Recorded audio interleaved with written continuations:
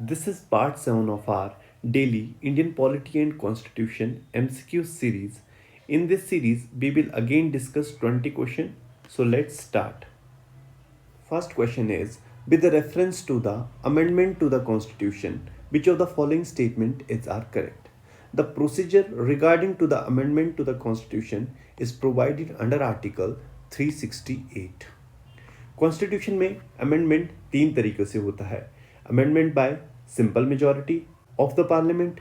For example, अगर schedule fifth और schedule six को अमेंड करना है तो उसके लिए पार्लियामेंट की सिंपल मेजॉरिटी रिक्वायर होती है. या फिर किसी स्टेट को एक्सेप्ट करना है या अलग स्टेट बनाना है या किसी स्टेट का नेम चेंज करना है तो उसे भी सिंपल मेजॉरिटी से पार्लियामेंट के दोनों हाउस से पास किया जाता है. Although these amendments are not considered as the constitutional amendment under Article 368.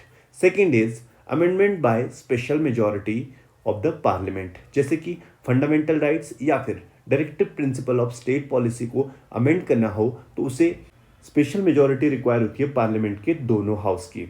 Number third is special majority of the parliament and the ratification of the half of the state legislatures. जैसे जो federal provision होता है, अगर उनमें कुछ change लाना है, जैसे फेडरल प्रोविजन में आप देख सकते हो अगर सुप्रीम कोर्ट की फंक्शनिंग या फिर हाई कोर्ट की फंक्शनिंग में कुछ चेंजेस लाने हैं या फिर GST council which is goods and services council की जो फंक्शनिंग है या फिर उसकी कंपोजिशन में कुछ चेंजेस लाने हैं तो उसके लिए स्पेशल मेजॉरिटी दोनों हाउस के पार्लियामेंट की which is majority of the total membership of the house या फिर 2/3 majority of the member present and voting. और साथ में ही 50% स्टेट जो है इसको रेटिफाई करेगी उनकी स्टेट लेजिस्लेचर में विद सिंपल मेजॉरिटी. तो ये तीन प्रोसीजर है अमेंड करने के कॉन्स्टिट्यूशन को. अब इसमें हम देखते हैं कि कौन बिल पास कर सकता है, पार्लियामेंट में कौन ला सकता है.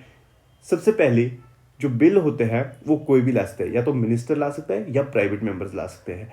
हियर प्राइवेट मेंबर्स हम किसको बोलते हैं? प्राइवेट मेंबर्स कोई भी मेंबर हो पार्लियामेंट का, whether it is from ruling party और फ्रॉम अपोजिशन पार्टी मेंबर, जो कॉन्स्टिट्यूशन अमेंडमेंट बिल होता है उसे इंट्रोड्यूस कर सकता है पार्लियामेंट में. Constitution amendment bill do not require any prior recommendation of the president.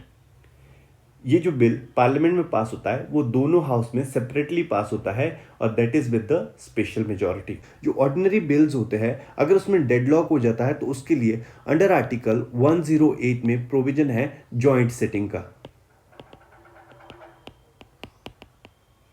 But constitutional bill के लिए अगर कॉन्स्टिट्यूशनल बिल पास करना है पार्लियामेंट में और उसमें डेडलॉक हो जाता है तो वहां पे जॉइंट सेटिंग का प्रोविजन नहीं है. दोनों हाउस में सेपरेटली बिल पास होता है. अगर किसी फेडरल प्रोविजन को अमेंड करना है तो in that case also from the half of the state legislative assembly with simple majority. फिर ये बिल प्रेसिडेंट के पास जाता है. प्रेसिडेंट को इसमें असेंट देना ही होता है, वो विदहोल्ड नहीं कर सकते अपने असेंट को और ना ही बिल को वापस हाउस में भेज सकते क्योंकि ये bill special majority of the parliament से पास हुआ होता है. जैसे प्रेसिडेंट का असेंट मिलता है, जो कॉन्स्टिट्यूशनल अमेंडमेंट बिल होता है वो एक एक्ट बन जाता है. So let's solve the question. State legislature cannot initiate any bill or proposal for amendment to the constitution.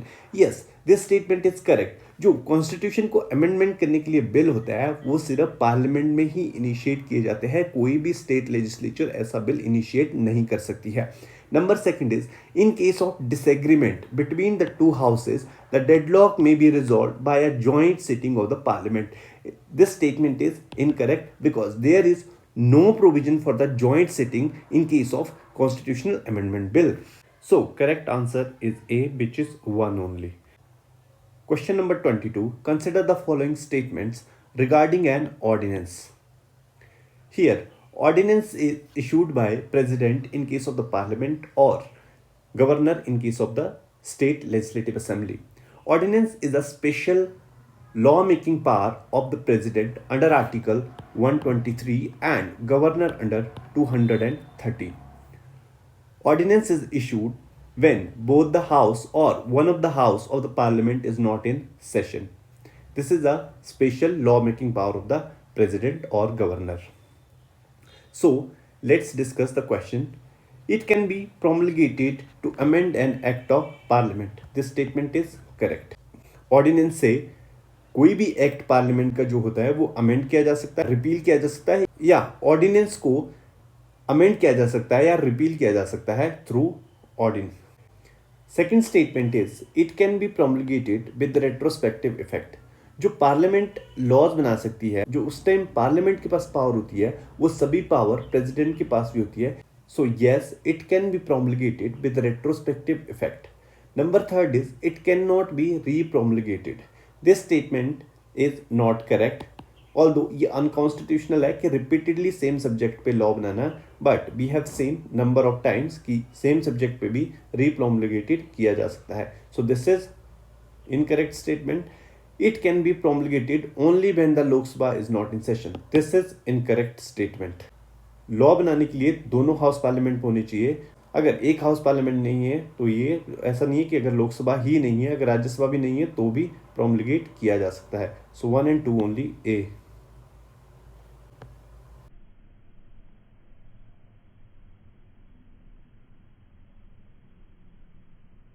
Next question is consider the following statements regarding vote of thanks to president address.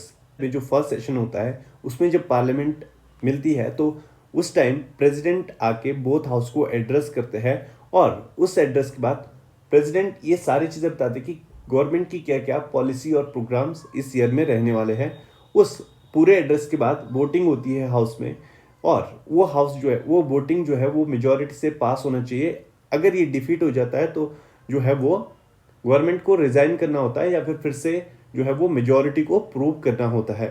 So let's discuss the question. First is motion of thanks can be discussed only in Lok Sabha. This is incorrect, क्योंकि जब motion of thanks को discuss किया जाता है members of both the house were there. So this is incorrect. The defeat of motion of thanks in the Lok Sabha amounts to defeat of the government. This is correct. So here correct answer is B, which is 2 only. Next is with reference to National Human Rights Commission, which of the following statement is are correct? Statement 1 is it is a constitutional body like the National Commission for Scheduled Caste established under the Constitution. This statement is incorrect. National Commission for Human Rights is a statutory body formed under Protection of Human Rights Act 1993. Second is the chairman of National Human Rights Commission shall be a retired Chief Justice of India. Yes, this is also correct. The chairman either should be a retired Chief Justice of India or a judge of Supreme Court. So second is correct. Right answer is B. Next is to abide by the Constitution and respect its ideals and institutions, the national flag, national anthem is provision made in the. Right answer here is D, which is it is a fundamental duty. Next is any dispute relating to election of the Prime Minister or the Speaker of the Lok Sabha is to be determined only by. Right answer here is B, which is the High Courts. RPA 1951 में ये provision है कि कोई भी अगर issue होता है regarding the election of the prime minister and the speaker, वो डील करता है high courts. Next question is with the reference to the Legislative Council, which of the following statement is are correct? We have 7 such states जिनके पास legislative council और legislative assembly दोनों ही chambers है.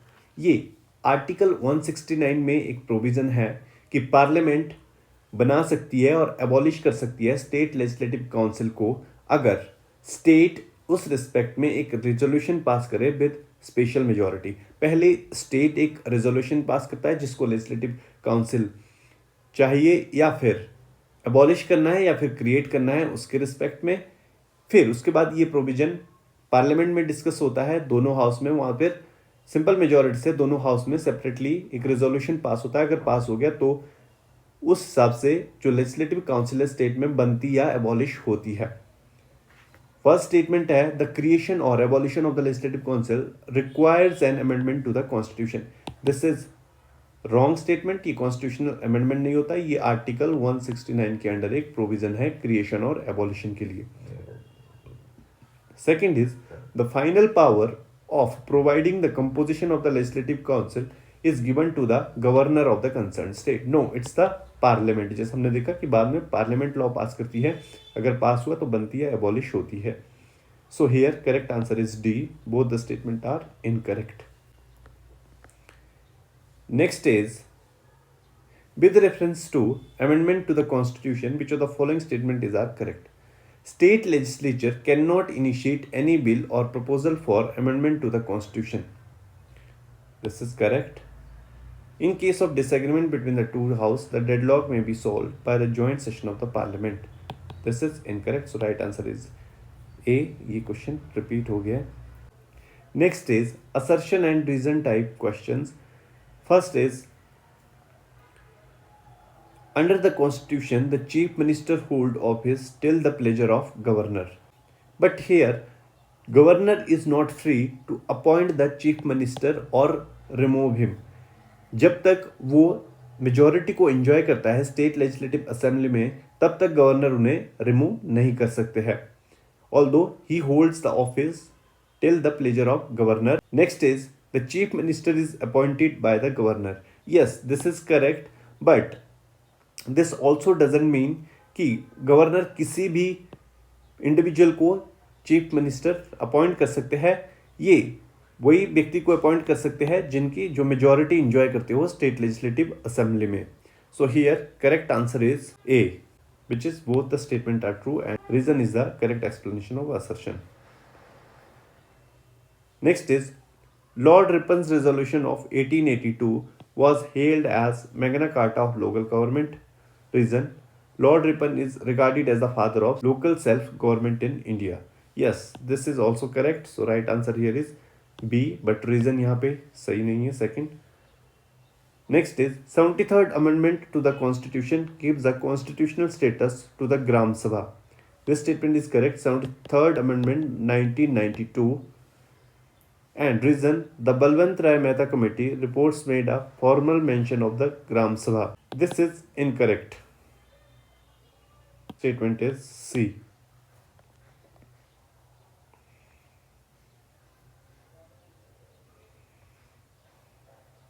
Next is, the governor shall hold office during the pleasure of president. Reason, the governor of the state shall be appointed by the president. This is, both the statement here are correct and correct answer is A. Here we have to match the two list 1 and list 2. यहाँ पे governor की जो कुछ special responsibility है वो different state में हमें match करना है. A4, गवर्नर को एक special minister for tribal welfare appoint करना होता है. B3,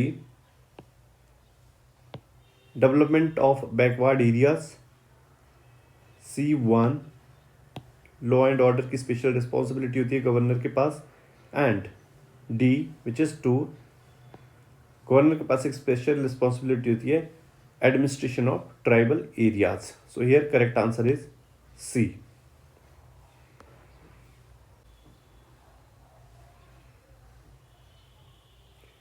GVK Rao Committee, existing administrative arrangement for rural development and poverty alleviation programme. GVK Rao committee को अपॉइंट किया था to make arrangements for rural development and poverty elevation programs. Second is Balwant Rai Mehta committee. This is a committee on community development programs and national extension services. Central government of India के दो programs थे जो start किए गए थे. Community development program which was started in 1952 and national extension services ये start किया था 1953 में. अब इनकी वर्किंग कैसी है और इसमें क्या क्या चेंजेस लाने हैं उसको देखने के लिए एक कमेटी थी जो बलवंत राय मेहता कमेटी, उसको अपॉइंट किया गया था 1957 में. 1957 के लास्ट में अपनी रिपोर्ट देती है और ये रिकमेंड करती है इनकी जगह पे Panchayati Raj institution. Third is LN Singhvi committee.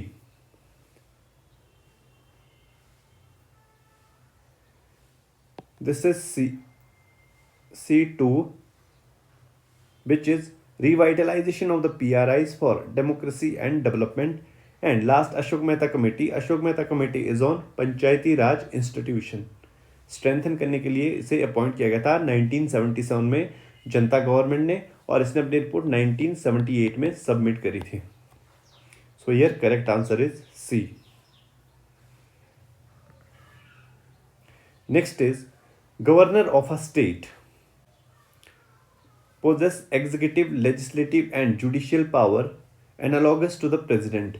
Yes, governor के पास एग्जीक्यूटिव पावर जैसे appointment of chief minister, legislative power हमने देखा है वीटो पावर होती है गवर्नर के पास. Third is judicial power. Yes, we have see the clemency power, जो पार्डनिंग पावर होती है गवर्नर के पास, वो इसे जुडिशियल पावर कहते हैं. जो पावर प्रेसिडेंट एंजॉय करता है वो पावर स्टेट के रिस्पेक्ट में वो भी एंजॉय करते हैं. So here one is correct. Governor has to act with the aid and advice of the council of the minister always. Here जो गवर्नर के पास है वो कॉन्स्टिट्यूशनल डिस्क्रिशन है, प्रेसिडेंट के पास कॉन्स्टिट्यूशनल डिस्क्रिशन नहीं है. Where as governor has constitutional discretion in some tribal areas, और जब कोई भी पार्टी मेजोरिटी में नहीं है तो गवर्नर किसी भी इंडिविजुअल को बुला सकते हैं कि आप आइए और अपनी मेजोरिटी प्रूव करिए. तो हमेशा जो है वो एक्ट नहीं करना होता है, ये discretionary power. This is incorrect. Has the power to appoint and remove the members of state public service commission. No, this is incorrect. Members and chairmen are appointed by the governor and removed by the order of President of India. Has the power to allocate businesses to the government among the various minister. Yes, इनको recommend करते हैं chief minister और ये oath दिलाते हैं ministers को. सो this is also correct. So 1 and 4 C is correct here. Last question is, the constitution says that the state council of minister hold office during the pleasure of governor. The word during the pleasure of the governor in reality means. So correct answer here is pleasure of chief minister, क्योंकि इन्हें chief minister recommend करते हैं कौन से minister को अगर हटाना है या फिर अपॉइंट करना है.